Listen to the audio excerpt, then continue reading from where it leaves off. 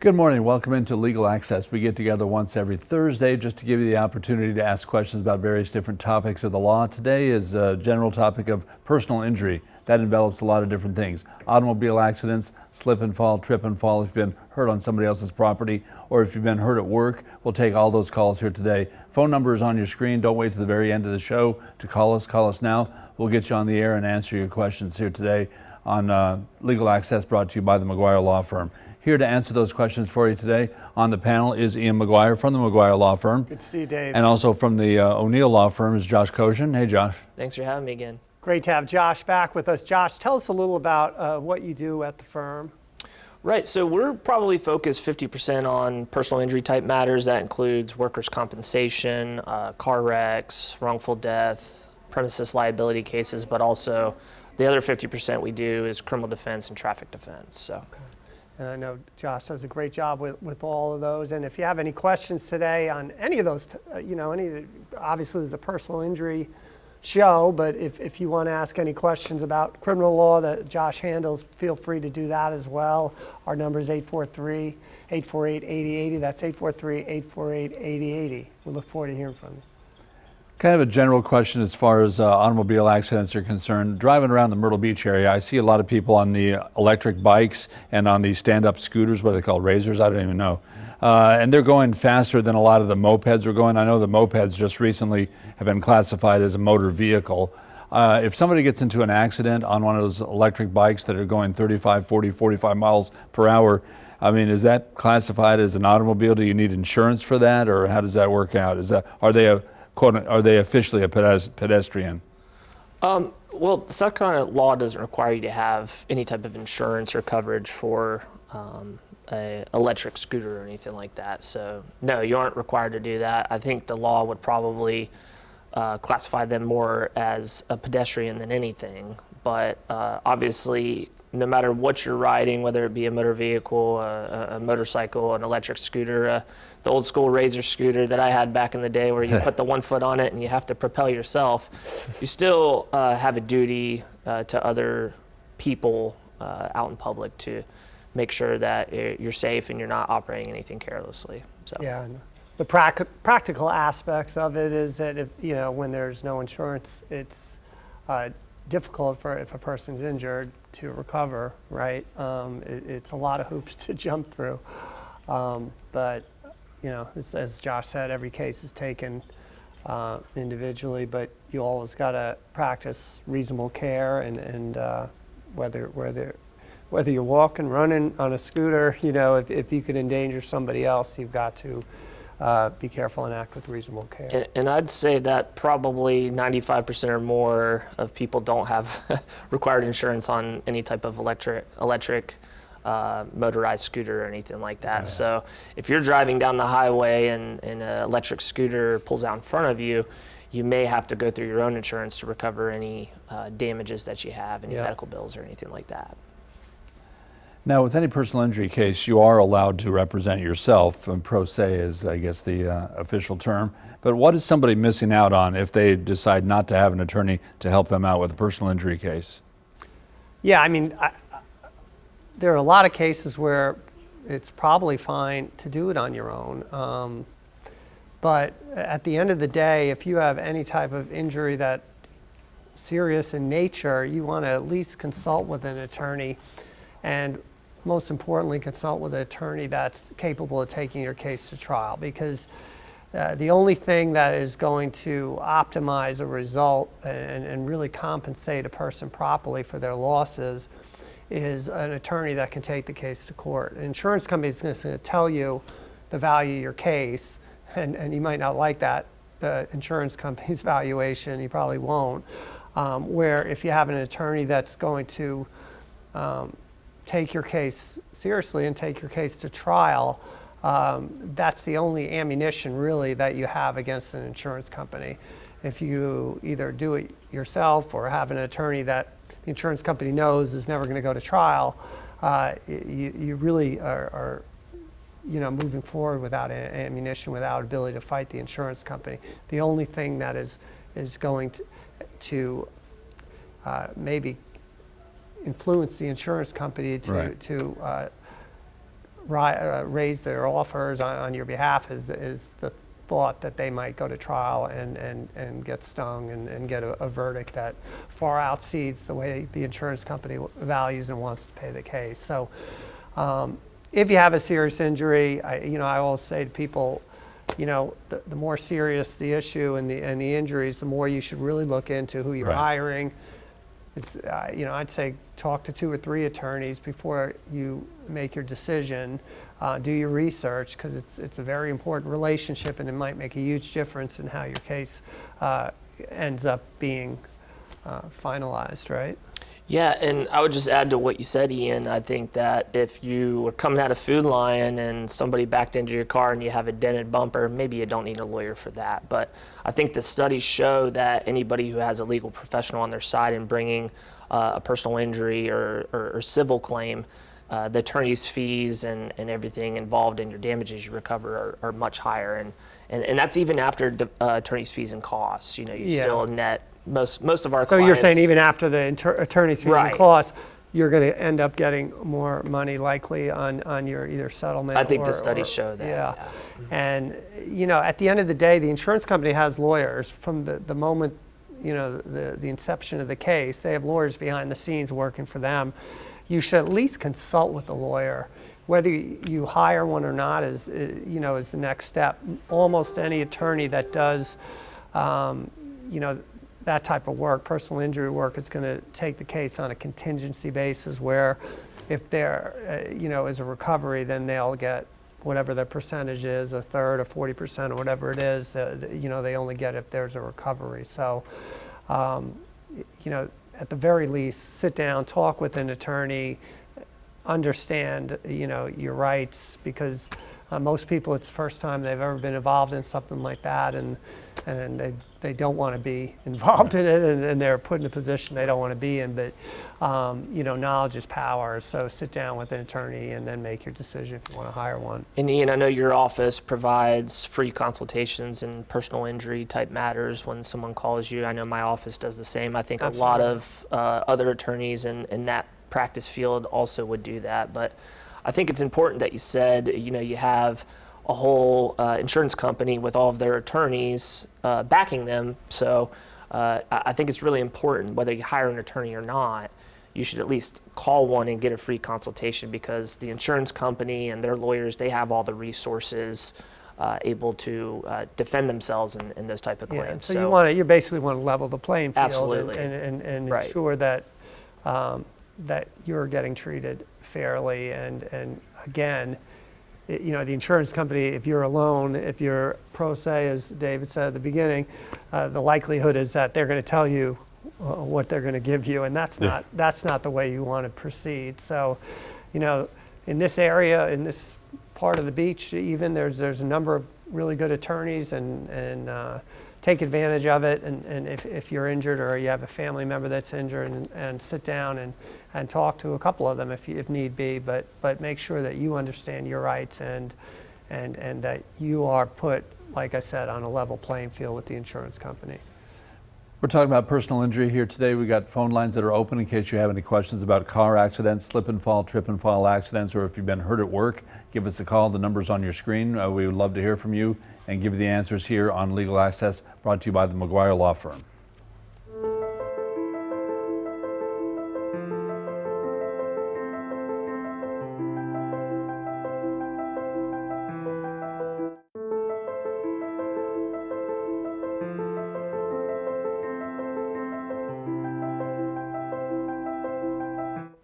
Welcome back to Legal Access. We're talking about personal injury here today. It's being brought to you by the McGuire Law Firm. On our panel to answer your questions today is Ian McGuire from the McGuire Law Firm, also Josh Koshin from the O'Neill Law Firm. Give us a call. The number's on your screen. If you have any questions about automobile accidents, slip and fall accidents, maybe you've been hurt at work, all those are fair game here today, so call us. The phone number is 848-8080. We would love to hear from you. And before we went to break, we were talking about what you might miss out on if you try to represent yourself in any of these cases. And Josh, you had something else to add? Yeah, I mean, Ian was talking about people calling him, and the position you put when you have an attorney is the insurance companies treat you more fairly because you have an advocate on your behalf. But I was telling Ian, I said, I don't know about you, but probably 9 out of the 10 calls we get at our law firm are people worried because they don't believe the insurance companies are treating them fairly.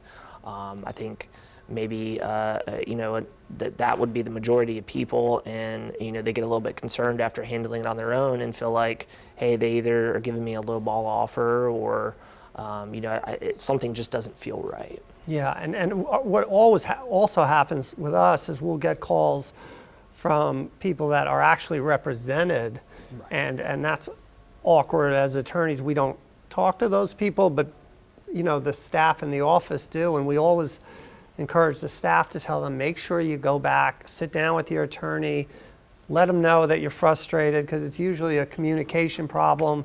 I'm not defending the attorneys for not communicating properly, but we're all human, and that kind of thing can happen. But the best thing to do instead of just jumping ship, sit down with your attorney, express your reservations, the issues that you're having, and see if it can be fixed before start calling other attorneys, because it is going to be smoother ride, I would think, if you keep your same attorney throughout the case. There are times, and the other thing is the attorney gets it later, and sometimes there's things we can't fix, and, Right. and I've had that happen a number of times. But communication, as an attorney, the communication is most important. Us as attorneys should be communicating properly and regularly with whether the attorneys or the staff with the clients, but it goes both ways. If the clients have issues, I really encourage you to call your attorney, sit down with them, and then if you're not getting anywhere, at that point, most attorneys that do this type of work, it's simply a phone call or an email, and you can separate from that attorney and move on to another attorney. So it's not something just because you signed a representation agreement you're stuck, and that's the way it should be. You should be able to disengage from your attorney at any time, but I would encourage who's ever involved with an attorney to express the issues if you're having them to them. If you're injured and before you get representation from an attorney, the insurance companies for the other party are going to start contacting you almost immediately. What are some of the things that, I don't want to say tricks, but what are some of the things the insurance company is going to try to do to maybe, I don't want to say injure also, but to keep from making as big of a settlement as possible with the injured party? Well, from what I've seen is right off the bat, within the first 24, 48 hours, you're going to have an insurance company want to take a statement from you, and they want to record that. And you got to know that anything that you say on there is just going to follow you throughout the entire case. So I always tell people when they call me, hey, if the insurance company is calling you, just let it go to voicemail, and then when you have time to come in and meet with me, let's talk about everything. And there's been plenty of times at my office where we've sat down with the client and done the recorded statement right there in my office over the phone with the insurance company. But there are certain tricks and things that they want to talk to you about. I know a lot of times, one thing I cringe what I hear in recorded statements that I get after the fact, or something that happens in a deposition when the case is in litigation, is a client saying that they slammed on their brakes. And when you hear that, they may have just applied the brakes because they had danger in front of them or something like that. But those words matter. Yeah. When you slam on the brakes, or you say that you did, it makes it seem like, hey, you needed to slam on the brakes because you weren't paying attention. You're messing with your radio, Right. You're messing with your phone, you're off in La La Land, looking at billboards or something like that. So. Those legal billboards we have. Right, they're looking at Looking Ian's at those, billboards. yeah. But another thing they want to try to tie you down is if you are claiming back and neck pain after a car wreck or some kind of slip and fall or other personal injury, have you had any prior issues with that? Sometimes they'll send Right. HIPAA authorizations, and they want to get your medical records. So it's really important, because a lot of the claim and the importance of it happens on the front end, to go ahead and talk to someone who's experienced in handling these before you just go ahead and start giving statements and saying whatever to the insurance company. Yeah, I think you're absolutely right. We generally just don't allow recorded statements, and we encourage people not. I just never see an advantage to doing it, except there's certain times in workers' comp cases, and we'll have an agreement that it's for investigative purposes only, and let them do the recorded statement to gather information.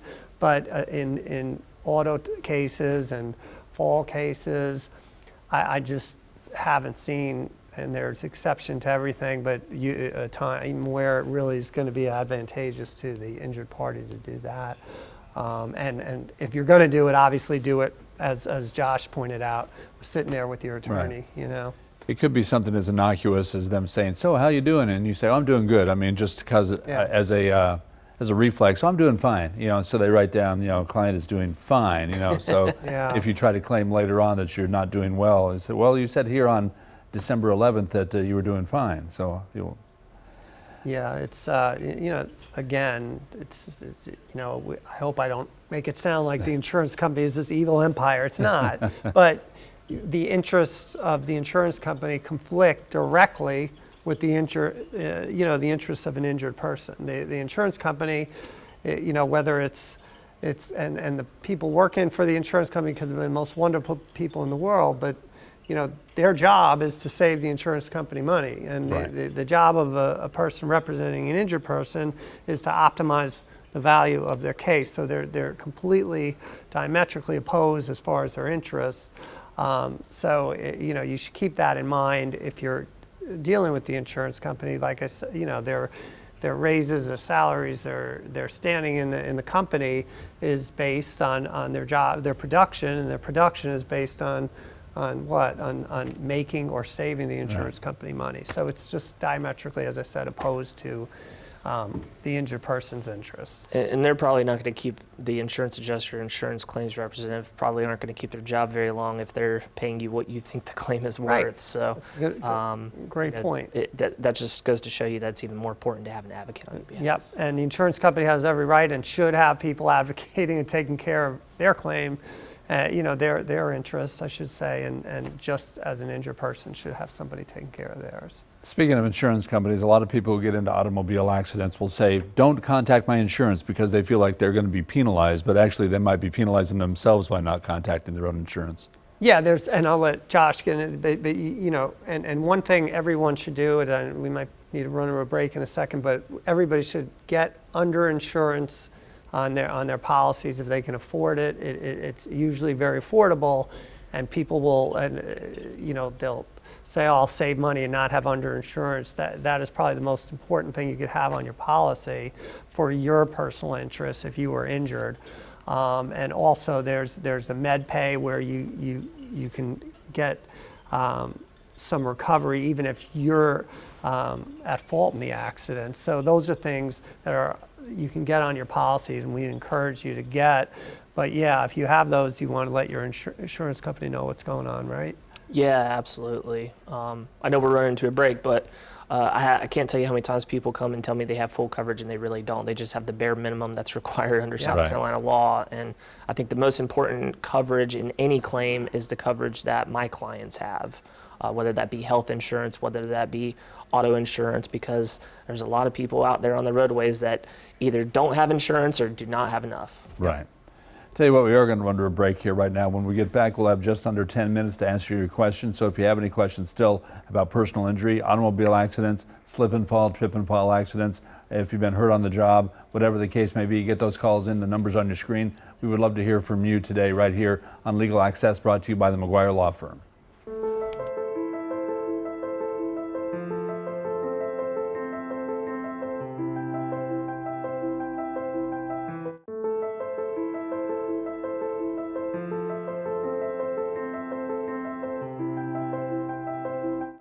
Welcome back to Legal Access. We got a few minutes left before the top of the hour, so if you have any questions about our topic today, personal injury, make sure and get those calls in right now. The number's on your screen. Before we went to break, we were talking about insurance, and we were talking about, I think, Josh, you mentioned that some of your clients will say, "Well, I've got full coverage," but they find out they just have the minimum. I mean, as far as, in South Carolina, you only have to have 25, 50 as far as minimums are concerned. If you get hit by somebody who just has the minimum coverage, you might be in, tough waters as far as trying to navigate through that, because just one night stay in the hospital is going to eat all that up. Right. What we were talking about before we went to break is how important it is and what the most important coverage is. It's not the coverage that another driver has on the roadway that may run into you or cause a wreck. It's your own coverage, not only health insurance, but also your automobile policy that you have. There's certain line items of coverage that are optional and not required in South Carolina.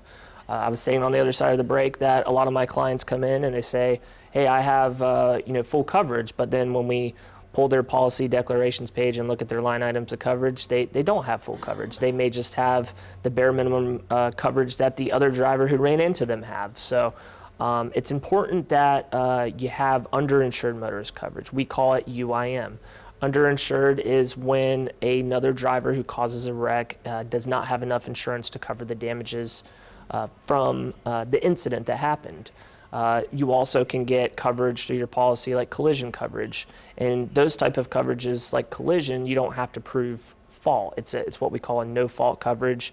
Whether it was your fault or it was the other driver's fault, you can go through your own insurance to cover the repairs to your car. There's also, like Ian said, med pay, or sometimes we call it personal injury protection. So you have maybe you don't have a stay in the hospital, but you go to the urgent care a few times and you rack up, several $100s a bill or $1,000 a bill. Whether it's your fault or it's the other driver's fault, if you submit those bills to your insurance company, they will just go ahead and pay it. And I'm sure there's other coverage. I know there's rental car is another big big one, and gap insurance. But Right. while we're on the subject of insurance, it takes me back years ago. I had a case where my client was very seriously injured and had long-term damages, and the defendant had a lot of assets and a lot of money, and thankfully he was smart and he got what they call an umbrella policy. So an umbrella policy will really protect a person who has assets that they'd be worrying about losing, because it's an extended policy. Usually to get an umbrella policy, you'll have to have, I believe, a 250, 500 auto policy, and that would be the first layer. But then the umbrella policy would cover you if you made a mistake and there were serious damages as a result of it, and it would protect your assets a great deal.